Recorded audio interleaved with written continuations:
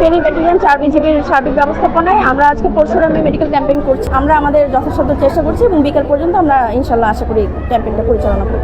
বন্যা পরবর্তী পানিবাহিত যে সমস্ত রোগ আছে তাদের যদি কোনো চিকিৎসা লাগে আমরা সেই প্রাথমিক চিকিৎসাটা বা ইনিশিয়াল যে যতটুকু ট্রিটমেন্ট দেওয়া যায় অ্যাডভাইস সাথে মেডিসিন আমরা সেটাই দিচ্ছি। আমরা বন্যার পর থেকে বিভিন্ন পানিবাহিত রোগে ভুগতেছি, কোনো চিকিৎসা পাইনি। এখন বিজিবি আমাদের ফ্রি চিকিৎসা দিতেছে, ওষুধ দিতেছে। বিজিবিকে অনেক ধন্যবাদ। আমাদের প্রস্তুতি আছে শুকনো খাবার নিয়ে যেন আমরা মানুষের কাছে পৌঁছে দিতে পারি। আমরা পাশাপাশি কিছু রান্না করা খাবার দিয়েছি।